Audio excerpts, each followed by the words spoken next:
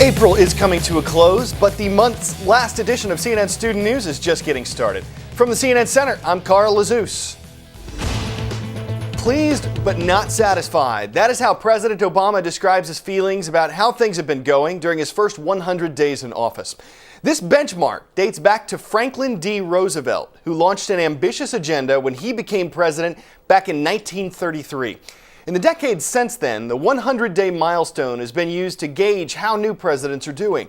During a news conference last night, President Obama reflected on his time in office so far and on the issues that lie ahead for his administration. Millions of Americans are still without jobs and homes, and more will be lost before this recession is over. Credit is still not flowing nearly as freely as it should. Countless families and communities touched by our auto industry still face tough times ahead. Our projected long-term deficits are still too high, and government is still not as efficient as it needs to be. We still confront threats ranging from terrorism to nuclear proliferation, as well as pandemic flu. And all this means you can expect an unrelenting, unyielding effort from this administration to strengthen our prosperity and our security. Well, many of the decisions that a U.S. president makes can impact people around the world. So it's not just Americans marking this 100-day milestone. From Asia to the Caribbean to the Middle East, CNN correspondents check in with some of the global reaction to the beginning of Barack Obama's presidency. I'm John Vors in Beijing. After 100 days of the Obama administration, the feeling here among many is so far so good. The editorials in the state-controlled media have mostly been kind. Here they talk of an American president willing to listen, to show respect. And while they're happy with the softer foreign policy, many want more action on the economy. I'm Paula Hancock, outside the old city walls in Jerusalem. 100 days on, and many Palestinian report cards for President Obama are fairly hopeful that he may be able to make a tangible change. But they haven't seen anything physical yet. They want to see an improvement in living conditions in the West Bank and especially in Gaza. Many Israelis, while saying that they like the US president, are wary of his overtures to Iran. Some tell me that by him trying to strike up a dialogue with Iran shows his naivety. I'm Morgan Neal in Havana, and from the point of view of people here, President Obama is doing well. Sure, he hasn't gotten rid of the embargo, which is what Cubans most want to see, but he has done some things that they particularly like. For example, here at this Western Union office where Cubans can get money sent from family members abroad, well, those family members in the States can now send as much as they like, and they can now visit their family here as often as they like. I'm Cal Perry in Baghdad, a place where many people have yet to make up their minds about Barack Obama because they want to see if he's going to follow through on his promises, withdrawing U.S. troops. Key for Iraqis, will he do it? Will he not? There's a lot of conspiracies going around. I spoke to a man just now who told me that he thought some of the suicide bombings were actually related to the Americans because they want to stay here. Now, one of the things is a bottom line factor for Baghdad, and it's going to be Barack Obama's bottom line. People here want basic services returned. We're talking about power, we're talking about water. The other thing they want, obviously, security. If Barack Obama can bring security to this country, he will be hugely popular. If he cannot, he will be seen as a failure. A word to the wise, pandemic. It's a medical term for a disease that spreads across a wide geographic area and affects a large number of people.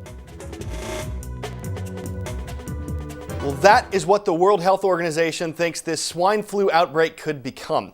Yesterday, the group raised its pandemic alert to level 5. That is the second highest level. It means the virus is approaching widespread infection and that governments should activate response plans. Now, it doesn't have anything to do with the toll from the disease. Many people who have contracted swine flu have already recovered, including the first person believed to have gotten sick from it. Dr. Sanjay Gupta introduces us to Patient Zero. As the number of cases of swine flu build around the world, everyone has been on the hunt for the source. We've long suspected that the origin of swine flu may have been on a pig farm, and now we're headed towards one about 2 hours north of Mexico City. We think we may find where this virus started. We may also find him, Edgar Hernandez. People believe he is patient zero, the first patient to contract the virus. La Gloria. It's a village where everyone knows someone. I show this motorcycle rider Edgar's picture. His name is Frederick, and he offers to take me. Don't drop me. Okay. So after hours of searching and hours of driving, we're finally going to meet the little boy that everyone is calling Patient Zero. There he is, Edgar Hernandez, a little 5-year-old boy who got so sick. Did you have a headache? Dolor en la cabeza? y la garganta. He had headache and throat. He was brought to this clinic where he was diagnosed as possibly the first case of swine flu of this outbreak. So where did it come from? Edgar's mom thinks she knows. A lot of people are saying that the swine flu came from some of the pig farms. Do you believe that? ¿Cree usted que es eso? Is that what she is? That's what she hears. There's no question we stumbled onto a controversy here. The citizens of La Gloria really believe that the pig farms in the nearby areas got so many of their citizens sick. So we decided to pay those pig farms a visit. The industrial pig farm is huge and owned by American company Smithfield Foods. People in town say they believe this is the source of the outbreak. We finally made our way to the hog farm, but the Mexican Department of Agriculture and the company itself said they've done testing and the tests have come back negative. They simply won't let us through security. They simply won't show us the pigs. This medical mystery now only half solved. We know who may have first contracted swine flu. We just don't know where he got it. ¿Qué dijo? Dr. Sanjay Gupta, CNN, La Gloria, Mexico. Time for the shout out. For which of the following can you get a college scholarship? If you think you know it, shout it out. Is it being left-handed, playing marbles, Starfleet Academy membership, or being named Zolp? You've got 3 seconds. Go.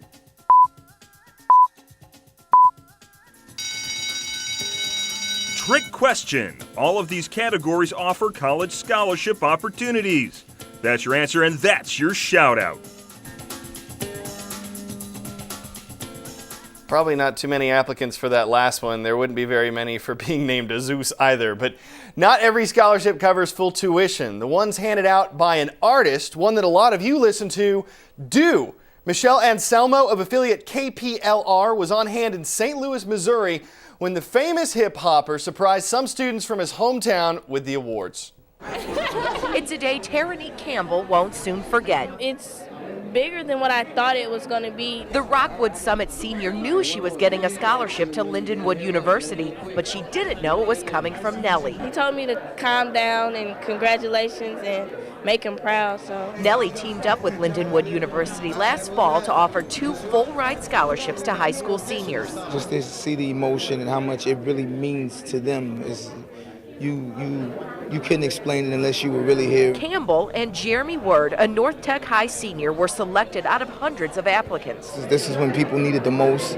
This is when every penny helps. Campbell found out about the scholarship just days before the deadline. it was due in 3 days. Her guidance counselor says it's becoming harder than ever to get scholarships, but isn't surprised by Campbell's success. I could tell as soon as I met her, she has a desire to succeed. She just kind of oozes charisma. She is definitely a strong student leader. She's such an excellent student, so this came like right on time, but I'm a little bit overwhelmed too, because I'm like, okay, this is a lot bigger than what we anticipated. There you go, one more for Twitter. The crowd snapped photos while Nellie worked the room. His visit caught even those in the know by surprise. I wasn't aware Nellie was going to be here. We thought it was just a basic scholarship presentation. His visit was anything but basic, more like beyond belief for these 2 teens. Like from this point on, it's no telling where they can go. And Well, you see them every day. In fact, they're probably showing you student news right now. It's time to tell your teachers how much you appreciate what they do. Grab your video cameras and put together an iReport for Teacher Appreciation Week that's just a few days away.